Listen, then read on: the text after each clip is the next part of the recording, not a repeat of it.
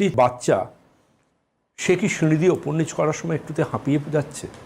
সে কি একটু জোরে দৌড়েই থেমে যাচ্ছে, দাঁড়িয়ে পড়ছে?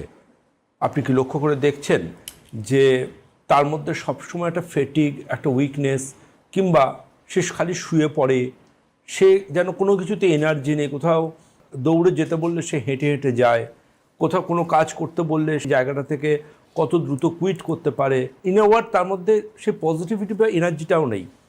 যদি এরকম লক্ষ্য করে থাকেন কোনো বাচ্চার, এটা কিন্তু আয়রন ডেফিসিয়েন্সি অ্যানিমিয়ার একটা অন্যতম লক্ষণ হতে পারে। রেড ব্লাড কর্পাসেল, যা আমাদের আয়রনের আধার ঘর, যার থেকে আমরা হিমোগ্লোবিন বলি। হিম হচ্ছে আয়রন পার্ট, গ্লোবিন হচ্ছে প্রোটিন পার্ট, যা আমাদের শরীরের সর্বত্র গুরুত্বপূর্ণ অর্গানগুলোতে অক্সিজেন পৌঁছে দেওয়া এবং আমাদেরকে জীবনী শক্তির দিক থেকে সব দিক থেকে সঠিকভাবে পরিচালিত করার আধার ঘর এই হিমোগ্লোবিন। এবং যখন হিমোগ্লোবিন কমতে শুরু করে, লক্ষ্য করে দেখবেন সে সময় কম বেশি প্রায় প্রত্যেকটা মানুষের মধ্যে একটা আতঙ্কের চিন্তা আসে। ব্লাড টেস্ট করে দেখা গেল হিমোগ্লোবিন কম।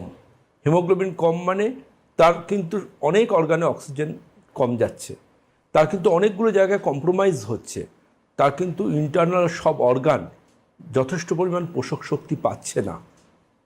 ঠিক কী কারণে হিমোগ্লোবিন কমতে পারে বা আয়রন ডেফিসিয়েন্সি অ্যানিমিয়া হতে পারে? অ্যানিমিয়া হওয়ার অন্যতম কারণ কিন্তু শরীর থেকে রক্তক্ষরণ। যে রক্তক্ষরণ আমরা অধিকাংশ সময় বুঝতে পারি না। লক্ষ্য করে দেখবেন, ব্রাশ দিয়ে দাঁত মাজতে গেলে কি কিছুটা ব্লাড আসছে, তার কিন্তু হিমোগ্লোবিন বাড়বে না, তিনি কিন্তু অ্যানিমিয়ার পেশেন্ট হতে থাকবেন।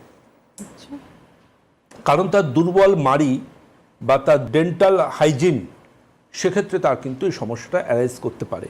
এবং এর পাশাপাশিভাবে আমরা দেখি, ধরুন কোনো কোনো মহিলাদের ক্ষেত্রে, বিশেষ করে দেখবেন টিনেজারদের যারা, তাদের ক্ষেত্রে খুব অতিরিক্ত পরিমাণ ব্লিডিং হচ্ছে মেনস্ট্রুয়েটিং সাইকেলের সময়, পিরিয়ডের সময়, এক্সেসিভ ব্লিডিং, তাদের কিন্তু সিভিয়ার অ্যানিমিয়ার একটা প্রবণতা থাকবে। বা অনেক সময় ভেবে নেন যে এটা তো ওর একটু বেশি পিরিয়ডের প্রবণতা রয়েছে, এটা ওর ধাত। কিন্তু এটাও ধাত মানে আপনি মনে রাখুন যে এটাও ধাত, কিন্তু শরীর থেকে তো রক্তটা বেরিয়ে যাচ্ছে। এবং এই যে ব্লাড লসটা হচ্ছে, এই ব্লাড লসের এফেক্টে কিন্তু তার মধ্যে কমপ্লিকেশনস চলে আসতে পারে। তার জন্য যাদের অতিরিক্ত পিরিয়ডের সমস্যা থাকে বা অতিরিক্ত ব্লিডিংয়ের সমস্যা থাকে ওই সময়টুকুতে, সেই সমস্ত দিদিদের বা বোনেদের জন্য কিন্তু অবশ্যই স্পেশাল কিছু গাইডলাইন্স ডক্টরদের জানিয়ে রাখা হয় বা জানিয়ে দেন তারা।